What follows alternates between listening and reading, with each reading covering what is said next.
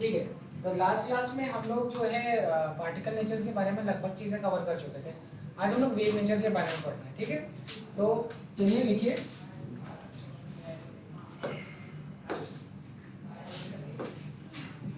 The heading is wave nature of particle. Wave nature of particle. अब जब भी बात होती है पार्टिकल की तो किसकी बात होती है, तो कहेंगे सब एटॉमिक पार्टिकल की। किसकी? सब एटॉमिक पार्टिकल्स। तो आपको तो बहुत अच्छे से पता है what are the subatomic particles they are, ठीक है। So the wave nature of particle is given by, किसने दी थी? एक बहुत ही फेमस साहब थे, डी ब्रॉगली। ये ब्रोकली बहुत खाते थे तो इनका नाम हो गया डी ब्रॉकली साहब। ऐसा कुछ नहीं है, ठीक है। हाँ ठीक है। हाँ ये मतलब मुझे समझ नहीं आती, ये अमीर लोग खाते हैं ना, मतलब मैंने तो कभी नहीं खाई। आप लोगों ने खाई? मेरी बहन ले आती है, मैं लिटरली सच बता रहा हूँ कि मैं देख रहा हूँ मेरी बहन ले आ रही है इटालियन, मतलब हमारे घर में ये इंडियन खाना नहीं बनता, कॉन्टिनेंटल चल रहा है। हाँ सब सलाद खा रहे हैं, उसमें भी पता नहीं क्या क्या, जितनी चीज देखो इतनी पत्तियां देखने को मिलती है। मैं नहीं खा रहा, मैं कह रहा हूँ ठीक है आज मैं भूखे सो जाऊंगा, लेकिन ये सब चीजें नहीं पसंद। कई कलर की पत्तियां आ रही, ब्राउन कलर, वायलेट कलर की पत्तियां। हम कह रहे इतने सब्जी कौन खा रहा है। हाँ आप लोग के घर में भी जब ये होने लगे तो खाना बंद कर दीजिएगा, सब डाइट कर। एक तो वैसे ही मैं कभी कभी सोचता हूँ इतनी भी बेरोजगारी नहीं है कि घास वास खाना शुरू कर दें। डुअल नेचर ऑफ मैटर, ठीक है। So this is de Broglie equation. अच्छा कभी कभी स्पेलिंग जब थोड़ा सा समझ आए ना, वो ऐसा रहे कि डबल जी लगे कि सिंगल जी लगे, तो ऐसे खींच लिया करो। हाँ ये guys are future bloody doctor, ठीक है। हाँ वहाँ कौन सा स्पेलिंग में पेपर में स्पेलिंग पूछ रहा है, बोर्ड्स वाले ना लिख के चले गए, वो कहेंगे बेटा हम भी ऐसे ठीक है। हालांकि बोर्ड्स में भी ये टेक्निक काम करती है। जब बहुत कुछ ना आए तो घसीट के लिख दो। पेपर में किया था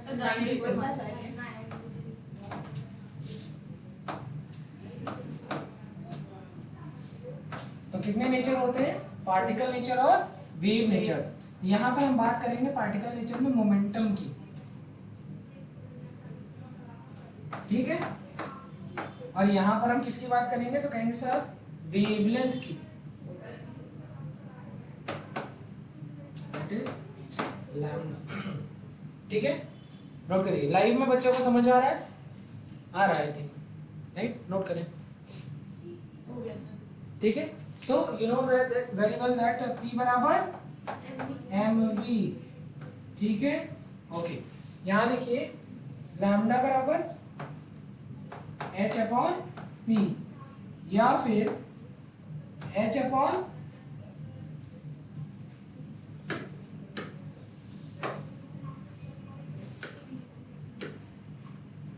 mv। What is h here? बोलिए।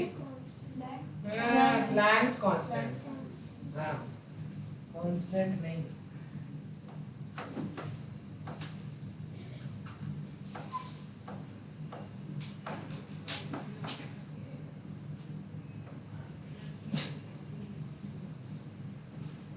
ठीक है। क्या सब कुछ दिख रहा है?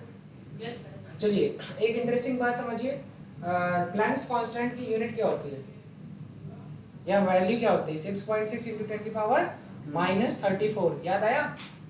अरे 10th में पढ़ा, 11th 10th में नहीं भी पढ़ा। आईसीएसई वालों ने तो 10th में पढ़ा होता है, सीबीएसई वालों ने 11th में पढ़ा होता है। आया कुछ? चलिए नोट कर लीजिए। हाँ बेटा महक। अरे एक ही महक नहीं है। हाँ आगे बढ़ूं? Yes, sir. चलो यहाँ पे साइड में लिख दूं क्या? यूनिट ऑफ प्लैंक्स कांस्टेंट बोलो, वरना नेक्स्ट पेज में पूरा पेज यूज करना पड़ेगा। सर यही भी लिख दीजिए सर। h बराबर 6.6 into 10 की पावर माइनस 34 जूल सेकेंड। ठीक है, आगे बढ़े। Yes sir. चलिए, सो द h इज, ये h कैसा हो गया? -26 प्लैंक्स कांस्टेंट। ठीक है, चलें डन। अब बहुत अच्छी अच्छी बातें लिखिए। पॉइंट नंबर 1, इफ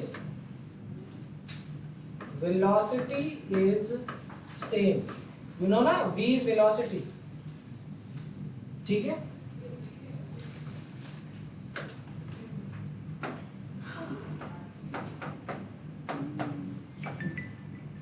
अगर ये कांस्टेंट है, ये भी कांस्टेंट है, तो लैम्डा किस पर डिपेंड करेगा? मास पर ना, inversely proportional to the mass. अब mass of proton, mass of electron, mass of neutron पे देख लेते हैं। नोट करिए, if velocity is same then lambda is inversely proportional to the mass. आया समझ में? तो wavelength of electron, wavelength of proton, note करिए, और wavelength of alpha particle. So the order will be like this. ठीक है, आगे बढ़ जाओ। Yes, sir.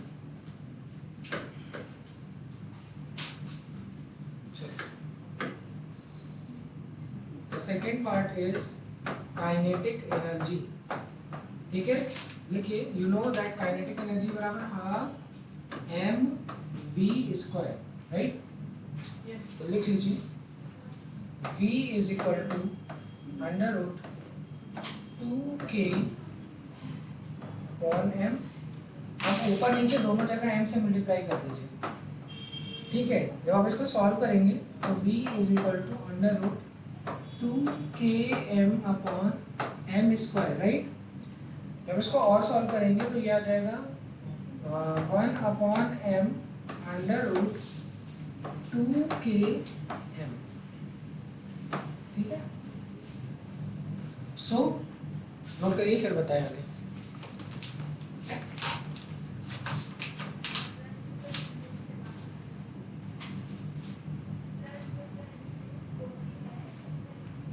चलिए, अब देखते रहिएगा, मैं इसी चीज का यूज करूंगा और ये देखिएगा सॉल्व हो जाएगा, राइट?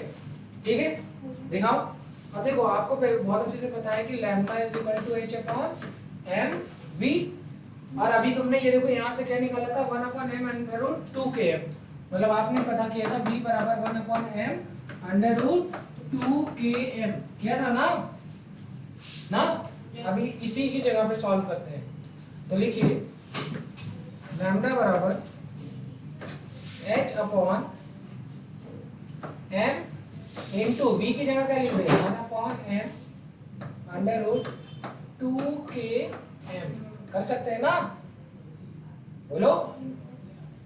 अब इसको सॉल्व करिए तो लैम्डा बराबर क्या आ जाएगा, तो h upon under root 2k।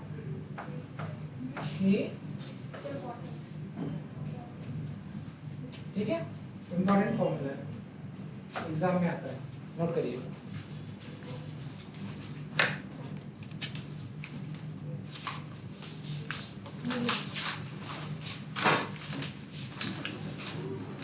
Done, आगे चलते हैं। अब अगला पॉइंट है, that is Heisenberg uncertainty. Heisenberg uncertainty principle.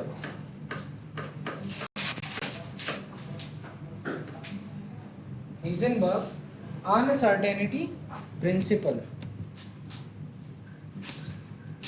ठीक है, चलिए नोट करिए।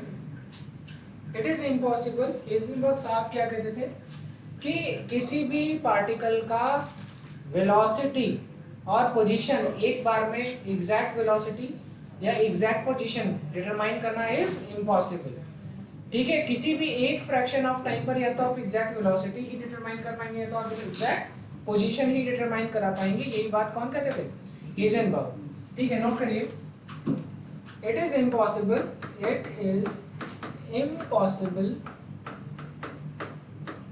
to determine the exact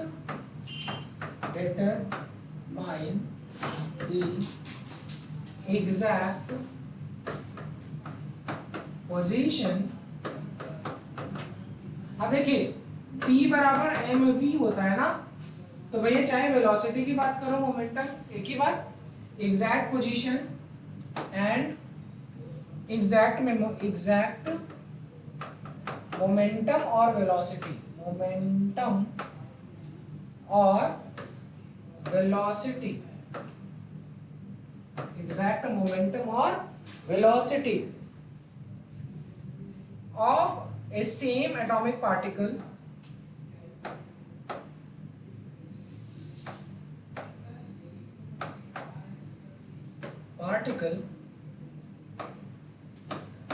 directly। Okay, तो आपके लिए क्या क्या क्या इंपॉर्टेंट है? Exact position, momentum, velocity of atomic particle directly. ठीक है, इतनी ही चीज आपके लिए इंपॉर्टेंट है। तो हाइलाइटर जब भी यूज किया करें इस तरीके से यूज किया करिए। अब देखिए, मुझे अगर हीजनबर्ग अनसर्टेनिटी प्रिंसिपल पढ़ना हो 10 सेकंड के अंदर, तो मैं कहूँगा हीजनबर्ग इम्पॉसिबल है पोजीशन, मोमेंटम, वेलोसिटी किसी भी सेम पार्टिकल का डायरेक्टली एक टाइम पर निकालना, राइट। अब is am are was were की जगह नहीं है आपके एग्जाम में। जब आपने ऑलरेडी एक बार नोट्स बना ली तो आपको पता है सेंटेंशनल, लेकिन एग्जाम तक आते आते उसी चीज को 10 सेकंड 15 सेकंड में कैसे खत्म करें, यही हमारी स्ट्रेटेजी होनी चाहिए, राइट। चलिए देखिए, कहीं मैं साइमल्टेनियसली शब्द का इस्तेमाल नहीं किया ना, नोट कर लो।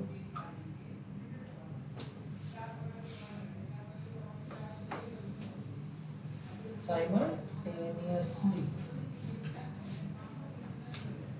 ठीक है। हाँ, आगे बढ़े। चलिए नोट करिए, delta x dot is multiplied delta p, it may be more than or equal to h upon 4 pi। ठीक है, चलें आगे बढ़े, मैं आगे समझा रहा हूँ, ठीक है, नोट करिए। तो delta x dot delta p is more than equal to h upon 4 pi। चलिए देखते हैं सॉल्व करके। यहाँ पर ये क्या डिनोट करता है? अनसर्टेनिटी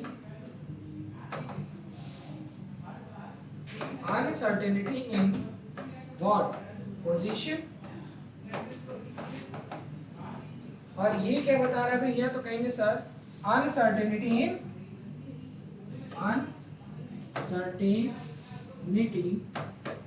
इन मोमेंटम,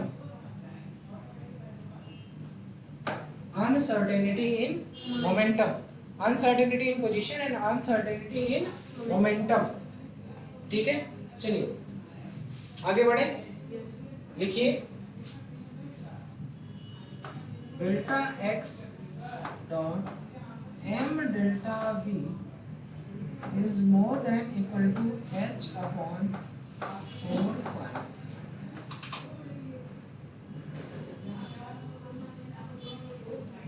आगे लिखिए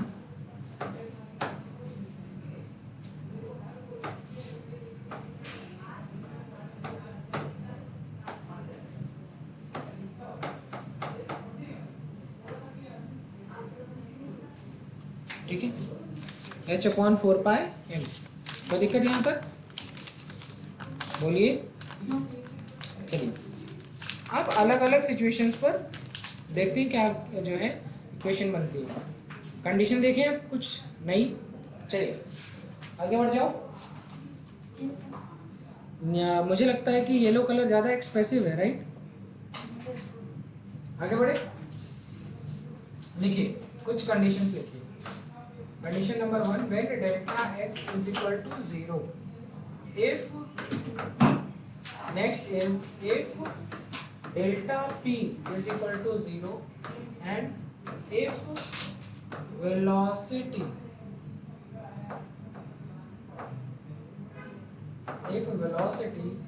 of particle is same। Solve कर पाएंगे क्या?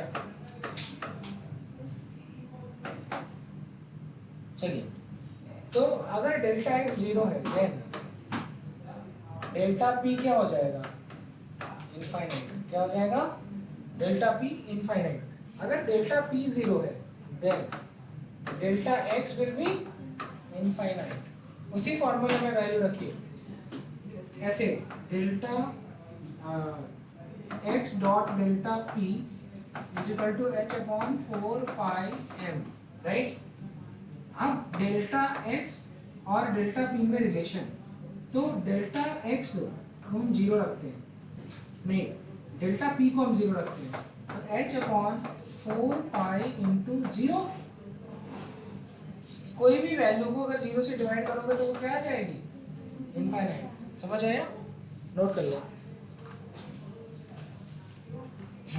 अब देखो एक बात लिखी हुई है कि अगर वेलोसिटी पार्टिकल्स की सेम है, क्या है? वेलोसिटी पार्टिकल्स की सेम है, तो आपको पता है कि delta x dot delta v is equal to more than equal to 4 sorry h upon 4 pi h upon 4 pi m, यही तो है ना। और कह रहे हैं ये वेलोसिटी सबकी कांस्टेंट है, तो जो डेल्टा x है या अनसर्टेनिटी इन पोजीशन है वो किस पर डिपेंड करेगी? तो कहेंगे सर मास पर डिपेंड करेगी, क्योंकि ये पूरी की पूरी वैल्यू तो कांस्टेंट है, राइट। समझ आया?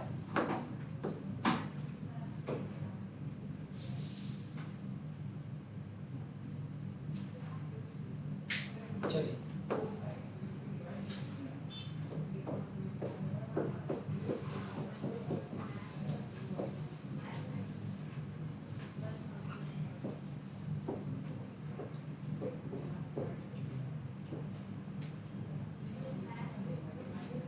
ठीक है। क्या आप मुझे इलेक्ट्रॉन, प्रोटॉन और अल्फा पार्टिकल तीनों की पोजीशन का ऑर्डर बता सकते हैं? अनसर्टेनिटी इन पोजीशन, किसकी ज़्यादा किसकी कम? बताओ। अब तक तो बता देना चाहिए था, जितनी देर में तुम गर्दन हिला रही हो। डेल्टा एक्स ऑफ इलेक्ट्रॉन ज़्यादा होगा than delta x of proton than electron. क्यों? मास के इन्वर्सली प्रोपोर्शनल है ना, तो इलेक्ट्रॉन का मास कम होता है। चलें आगे बढ़े।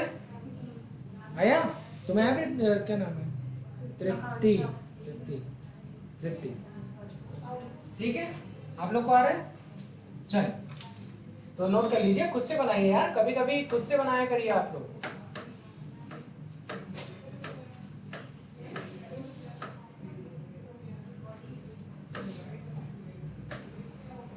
राइट? आया समझ में? एक क्वेश्चन दूं क्या अच्छा सा? Yes. बहुत अच्छा क्वेश्चन है।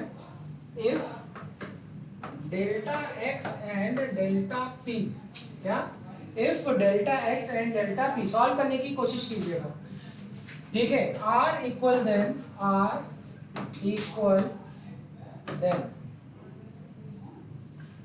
uncertainty in velocity will be uncertainty in velocity will be,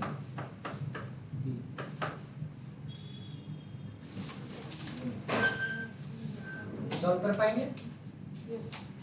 solve करिए, थोड़ा सा एफर्ट कीजिए, फिर मैं सॉल्व करता हूँ।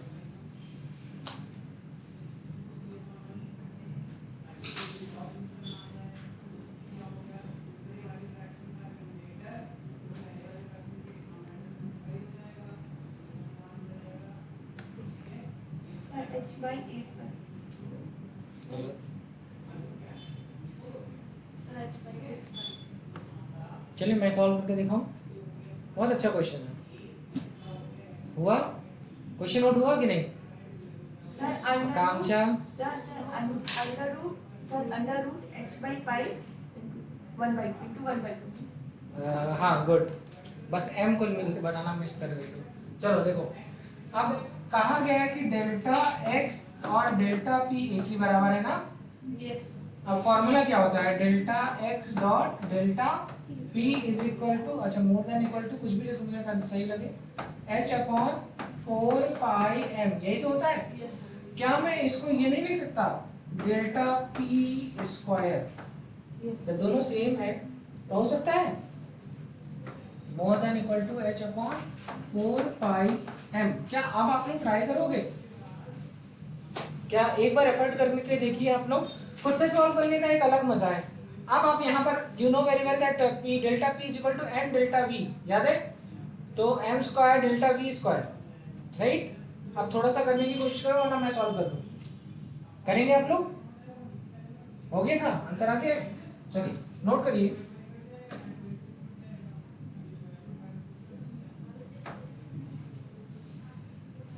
एक छोटी सी मिस्टेक हमने भी कर दी, पता है m कहाँ से लाते हैं पहले, जब तो m डेल्टा v करेंगे तब तो m आएगा, वो मैंने थोड़ी सी गलती कर दी, आप लोग मुझे माफ कर दीजिएगा। m डॉट डेल्टा v का whole square is equal to h upon 4 pi, ठीक है। जब आप इसको सॉल्व करोगे तो क्या हो जाएगा, तो लिखेंगे m, अब मुझे देखिए मेरी बात तो समझिए, m डॉट डेल्टा v अगर मैं करूंगा तो ये क्या हो जाएगा, अंडर रूट h अपॉन 4 पाई हो जाएगा ना। चलिए नेक्स्ट पेज पे चले, यहाँ तो थोड़ा मैशी हो गया, यहाँ तक नोट कर लीजिए फिर आगे बढ़े।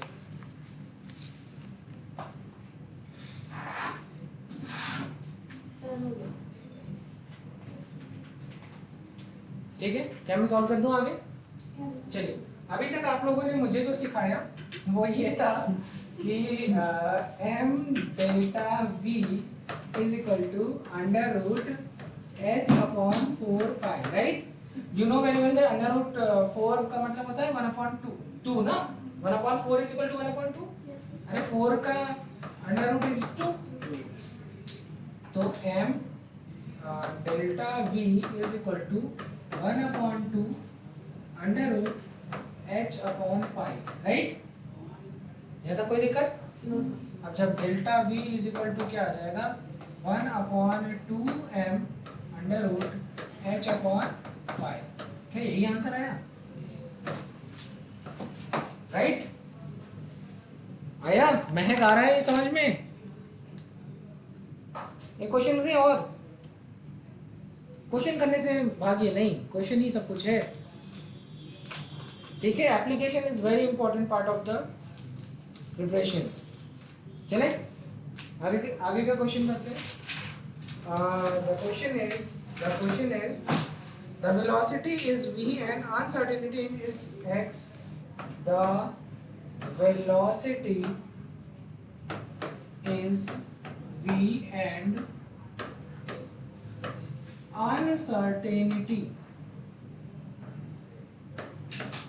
uncertainty is x%.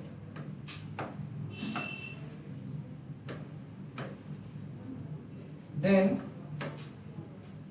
delta v is equals to, बताइए।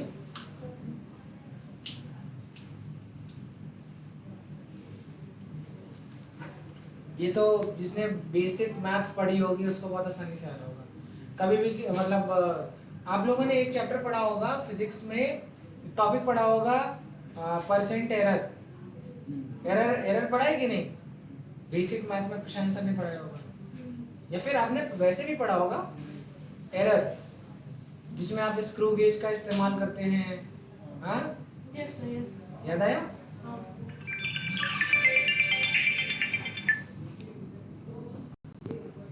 आज बैंक वाले मुझे लोन दिला करके आएंगे, हाँ सुबह से पीछे फोन करके सर ये लोन ले लीजिए, सर वो लोन ले लीजिए, हाँ जैसे बहुत अच्छी चीज है।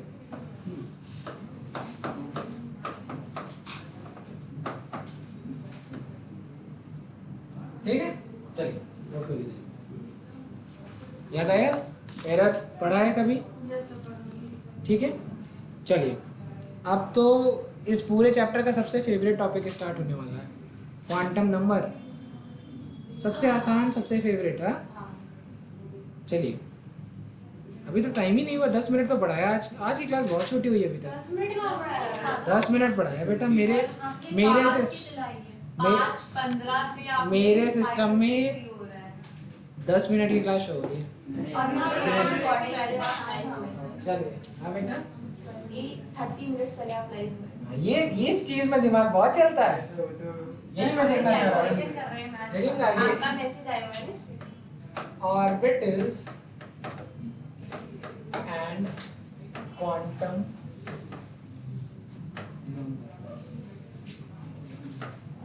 कल तो वैसे भी आप लोगों की छुट्टी है। हाँ? किस चीज? अच्छा, कोचिंग में. ठीक है, चलिए Sai square is probability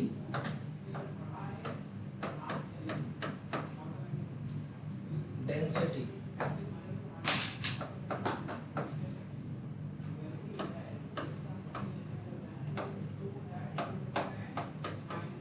is always positive। ठीक है, अब देखिए जैसे ये मान लीजिए कि कोई शेल है, क्या है, कोई एटम है, ये मान लीजिए न्यूक्लियस है, क्या है, न्यूक्लियस है। ठीक है, यू नो वेरी वेल, ये वाला पार्ट तो हमेशा पॉजिटिव होगा। इसके आसपास क्या घूमेंगे, शेल्स, शेल्स में इलेक्ट्रॉन रिवॉल्व करेंगे। तो कितनी शेल्स, अच्छा मेरे पास स्पेस कम है, आपके पास ज़्यादा है। ठीक है, ये मान लीजिए न्यूक्लियस है, यहाँ पर प्रोटॉन है। ठीक है, तो ये K L M N, या N बराबर 1, N बराबर 2, N बराबर 3 एंड N बराबर 4, right. That is N indicate कर रहा है शेल नंबर। क्या इंडिकेट कर रहा है, शेल नंबर। नोट करिए जल्दी जल्दी।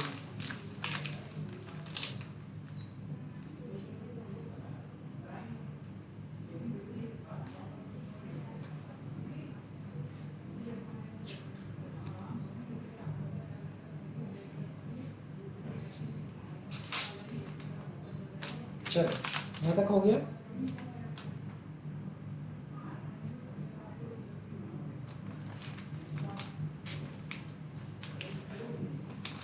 अब बहुत अच्छे अच्छे पार्ट हैं। आप लोगों ने कभी एक चीज मैंने लिखा, साई स्क्वायर या इसी को कहते हैं प्रोबेबिलिटी डेंसिटी। हाँ. तो आप लोगों ने एक चीज सुना होगा नोड के बारे में, या नोडल प्लेन सुना होगा। याद है व्हाट इज नोडल प्लेन या node, what is nodal plane actually? Simple सी बात, केमिकल बॉन्डिंग चैप्टर, या कुछ तो बताएं। जहाँ पे इलेक्ट्रॉन 0। हाँ, nodes are the point where the probability of finding electron is 0। ठीक है, चलिए नोट करें, पहले यही नोट करें, जरूरी है।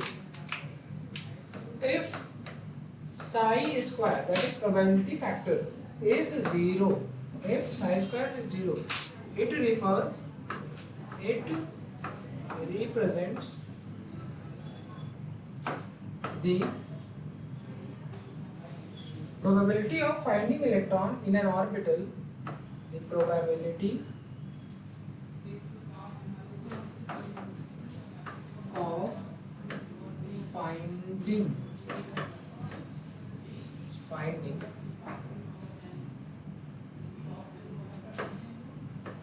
electron in an orbital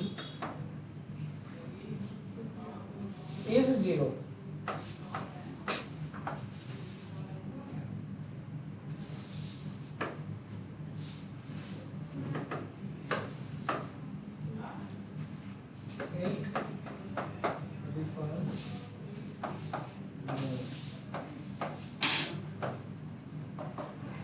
important क्या है, 0.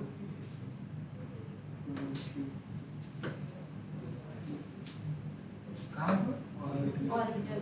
बस इतनी ही चीजें आपके लिए इंपॉर्टेंट है। कोई भी ऑर्बिटल के बारे में हम कौन कौन से क्वांटम नंबर्स की मदद लेकर के उसको कैरेक्टराइज कर सकते हैं कि ये कोई ऑर्बिटल है। किसी भी ऑर्बिटल के बारे में कौन कौन से क्वांटम नंबर्स इंफॉर्मेशन बताते हैं।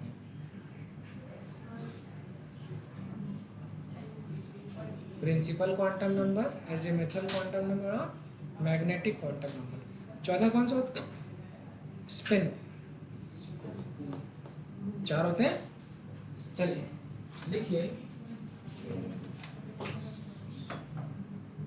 Orbitals is characterized by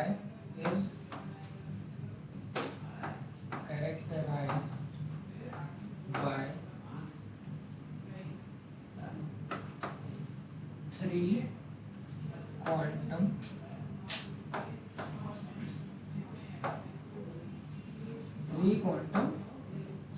numbers। Sonali class समझ आ रही है? चलिए सबसे पहले पढ़ने जा रहे हैं प्रिंसिपल क्वांटम नंबर। किसने दिया था प्रिंसिपल क्वांटम नंबर? कोई खास इंसान? बोर साहब ने। किसने दिया था? बोर। हाँ, वो हमेशा बोर हो जाते थे तो उन्होंने कहा चलो आज क्वांटम नंबर ही दे देते हैं। सही बात है ये। हाँ ठीक है, चले लिख लो। हाँ यूपीएससी में नहीं आएगा, नीट में आएगा। चलिए हेडिंग डालिए, number 1 that is principal quantum number। किससे डिनोट करते हैं? स्मॉल n से। इट वाज गिवन बाय, किसने दिया था? बोर साहब। हाँ, एक हमारे मित्र थे नहीं, एक हमारे मित्र थे तो एक इकोलॉजी में एक पार्ट है जिसमें निके होता है। निके का मतलब होता है फूड या शेल्टर। तो निके स्पेशलाइजेशन होता है, मतलब कहीं पे भी कोई स्पीसीज है तो वो स्टेबल तब होगी, नेचर उसको सिलेक्ट कब करेगी जब वहाँ निके स्पेशलाइजेशन हो जाएगी। तो वो अच्छा ऐसे लिखते हैं निके। नहीं, this is Nike actually. And वो हमेशा ये कहते थे नीचे स्पेशलाइजेशन। उनका नीचे स्पेशलाइजेशन था। ठीक है, तो कुछ चीजें हैं। हाँ, बचपन में केमिस्ट्री। ठीक है, चलिए जितना 10 तक तो पढ़ा है तो मतलब गलती होती है। तो बेटा जब आगे 11 12 के आगे जाओगे ये भी गलत लिखने लगेगा। सही क्या? ठीक है, आइडेंटिफिकेशन।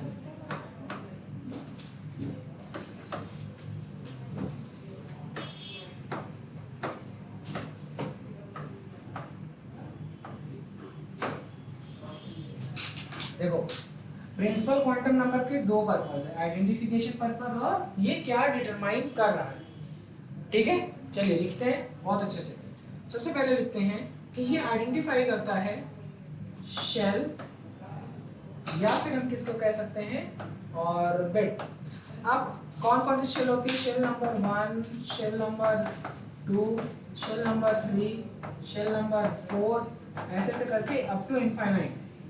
ठीक है, तो यहाँ पर जनरली के से डिनोट करते हैं, एल से डिनोट करते हैं, एम से डिनोट करते हैं और एन से डिनोट करते हैं।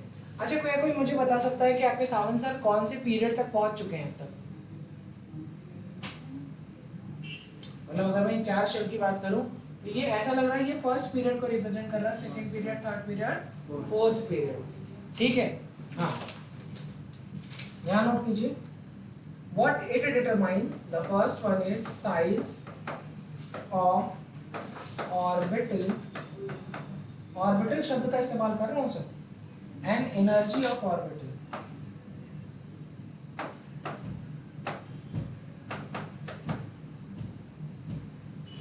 ऑर्बिट ठीक है, चलिए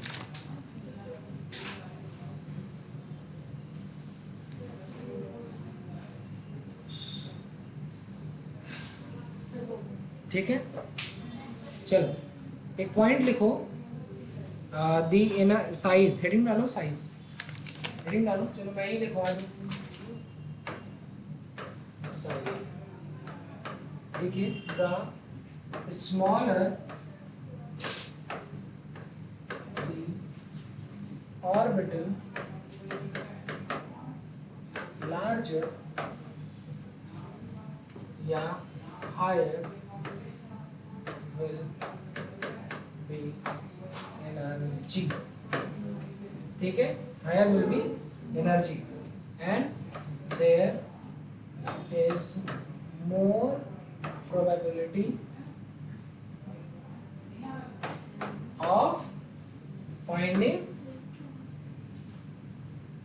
electron, ठीक है, near the nucleus, ठीक है। चलिए फॉर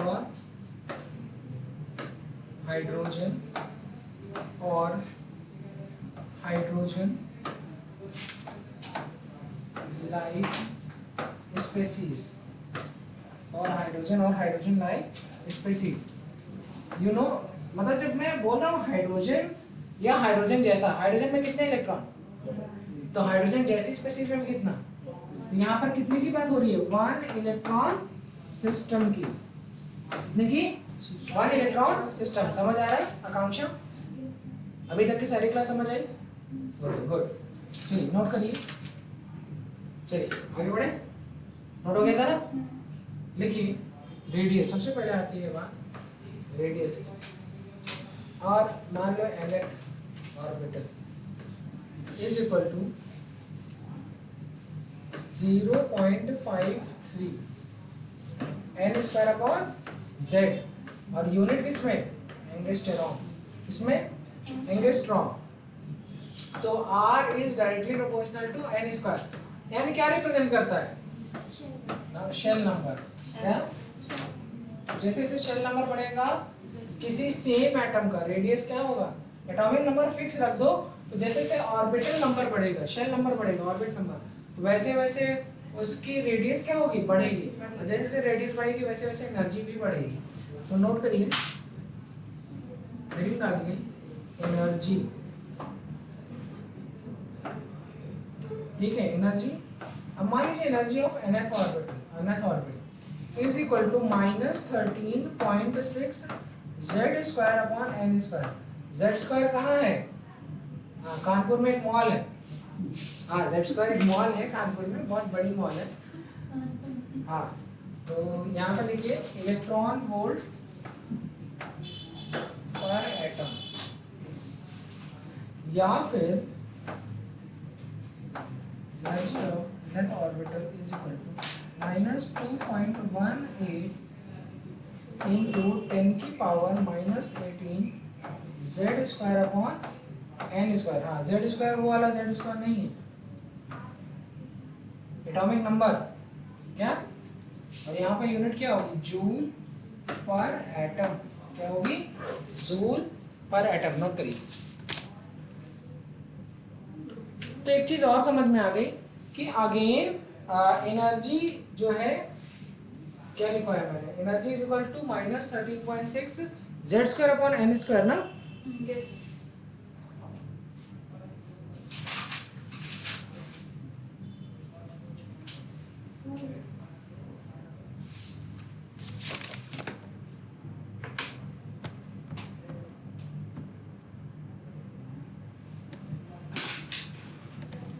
चलिए यहाँ पर एक छोटी सी गलती हो गई है, और देखिए मुझे समझ आ जाती है, मैं यहाँ पे भी गलतियाँ करता हूँ, ठीक है। चलिए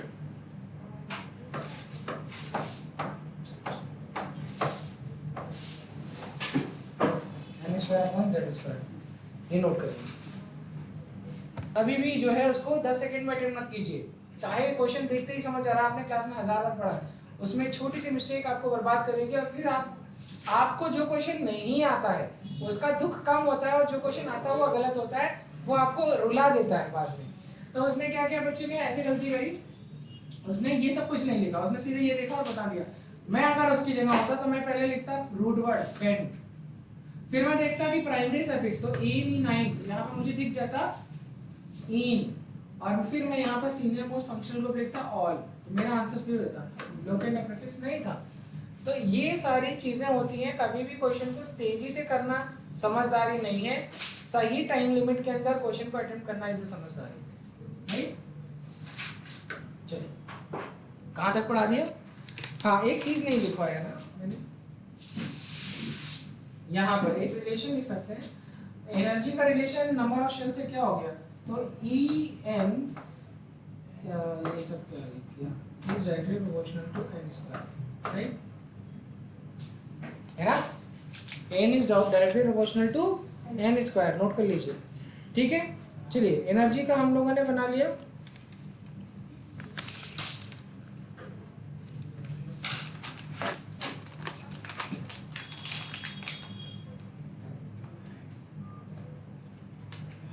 चलिए मेरा सवाल जनरल सवाल है, जैसे जैसे नंबर ऑफ शेल बढ़ेगा, क्या नंबर ऑफ ऑर्बिटल पे इसका कोई असर पड़ेगा, इनकी संख्या बढ़ सकती है घट सकती है? सर आपने क्या बोला?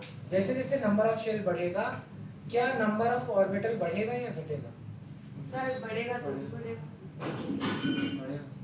अरे एक आंसर दो, हाँ या ना, यस और नो। हाँ, वो उमार वहाँ पे समझा रहे हैं हमको, सिंपल सी बात है। Formula is number of electron बढ़ेगा जब नंबर ऑफ शेल बढ़ेगा, क्योंकि फॉर्मूला होता है number of electron is 2n square. तो जैसे जैसे नंबर ऑफ इलेक्ट्रॉन बढ़ेगा तो इसको इलेक्ट्रॉन को रखने के लिए ऑर्बिटल की जरूरत पड़ेगी, तो नंबर ऑफ ऑर्बिटल बढ़ेगा ऑलवेज। यही रीजन है कि फर्स्ट शेल में सिर्फ s सब शेल होती है, एक ऑर्बिटल थी, माफ कीजिएगा, एक ऑर्बिटल होती है। सेकेंड सेल में एक s सब शेल, एक p सब शेल और एक बस 2n स्क्वायर, 8 इलेक्ट्रॉन की जरूरत है। एक s में 2 इलेक्ट्रॉन, एक ऑर्बिटल, और एक p में 3 ऑर्बिटल, मतलब 6 इलेक्ट्रॉन, राइट। थर्ड शेल में कितने चाहिए, 2n स्क्वायर, 3 3 9 9 2 18, कितने इलेक्ट्रॉन की जरूरत है, 18 इलेक्ट्रॉन की जरूरत है। और जैसे ही बात 18 इलेक्ट्रॉन की आती है, मतलब तुम्हें 9 ऑर्बिटल चाहिए। कितने ऑर्बिटल चाहिए, 9, राइट। अब 9 ऑर्बिटल के लिए एक s एक p, कितने हो गए, तो कहेंगे 3 1 4, और एक 5 ऑर्बिटल का सबशेल d ऑर्बिटल। अच्छा, कोई भी सबशेल में कोई भी सबशेल चूज कर सकते हैं क्या कि इलेक्ट्रॉन को फिल करने के लिए? क्या उसका कोई स्पेसिफिक फैशन या मैनर होता है? हाँ सर, अनमैनर्ड लोग कहाँ टिक पाएंगे इस कॉम्पिटिटिव एग्जाम?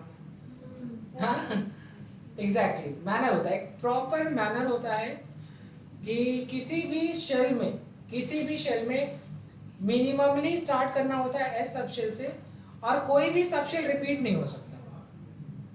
एस के बाद पी ही लेना होगा चाहे एक इलेक्ट्रॉन, पी के बाद डी ही लेना होगा चाहे 2 इलेक्ट्रॉन बचे हो, चाहे 6 इलेक्ट्रॉन बचे हो, और डी के बाद एफ ही लेना होगा। ये अगर आप 9th में पढ़ते तो मैं आपको बहुत अच्छे से सिखाता, पर मुझे लगेगा अगर आप लोगों को नहीं आएगा तो मैं वहां तक जा करके सिखाऊंगा, राइट।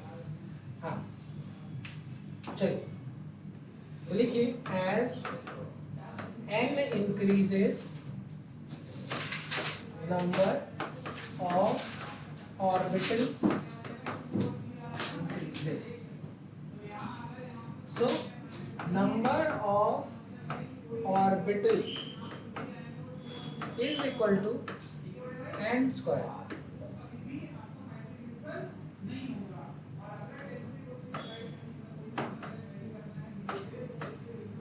मतलब मुझे number of electron is equal to 2n square, 2n square. चलो हेडिंग डालो, angular momentum is equal to n h upon 2 pi. यही सारे फॉर्मूलेज हैं जो आपको आने चाहिए। ठीक है, नोट करें। क्या मुझे पानी मिल जाएगा? Thank you.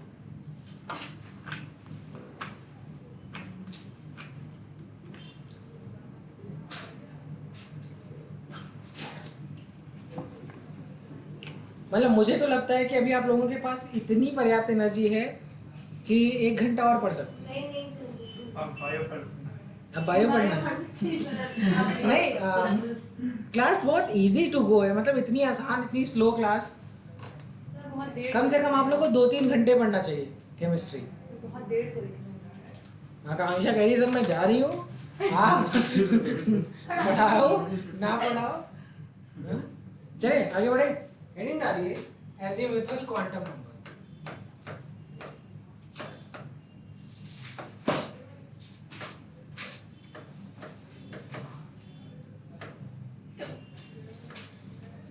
Azimuthal quantum number किससे डिनोट करते हैं भैया? स्मॉल एल से डिनोट करते हैं। ठीक है, लिखिए also called as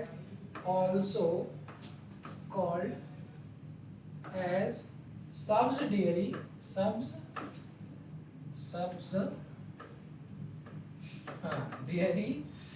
quantum number। Sir याद हो जाएगा। ठीक है, या ठीक है orbital angular momentum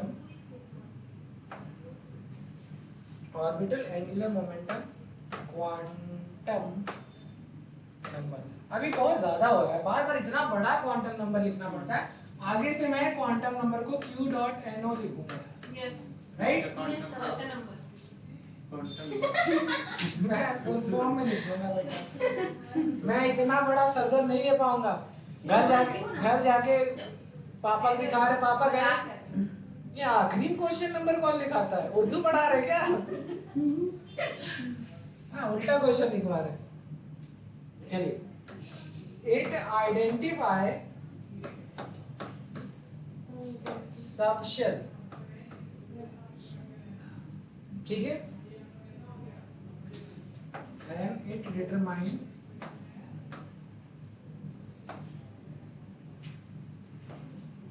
three D shape of orbital.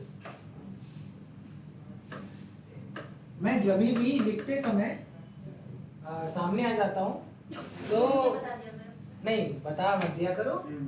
मुझे मेरी मम्मा की ये बात याद आ जाती है, तुम सामने खड़े हो जाते हो तो लिखे कहाँ से? मैं सोचता हूँ अभी भी ये नोट्स बना रही है।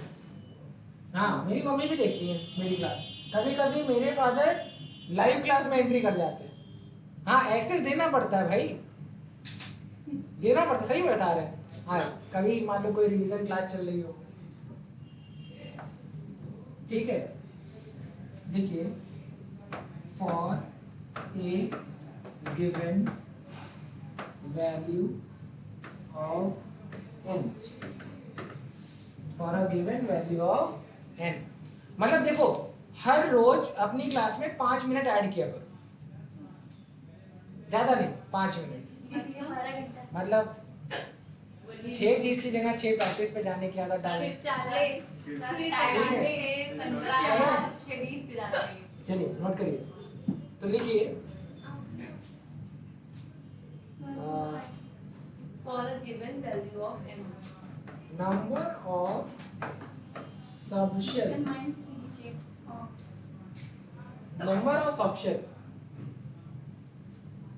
is equal to n। क्या आप इस बात को रिलेट कर पा रहे हैं? yes, फर्स्ट शेल कितनी सबशेल? एक शेल भी फर्स्ट है। सेकंड शेल 2 सबशेल एस और p. Third shell s p d. Fourth shell s p d f and fifth shell. अब ऐसे जोड़ते जाओ, ठीक है? ऐसे m चलाने में। अब मेरी बात समझिए, चलिए हर चीज नहीं जानना। देखिए वैल्यू ऑफ सॉरी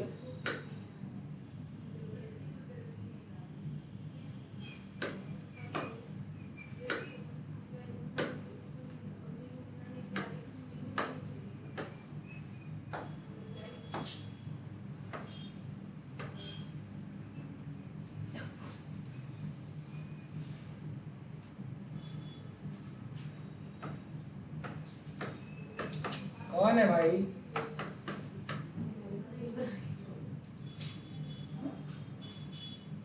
समझ आए यहाँ तक? मेरा एक छोटा सा पार्ट, ये जो है पार्ट आपका चैप्टर का खत्म हुआ आज। एटलीस्ट हम लोग प्रिंसिपल क्वांटम नंबर, मैं चाह रहा हूँ कि अगर आप हमें 10 मिनट दे तो मैं एजिमुथल क्वांटम नंबर खत्म कर दूँ, फिर इसके बाद मैग्नेटिक क्वांटम नंबर शुरू कर दूँ।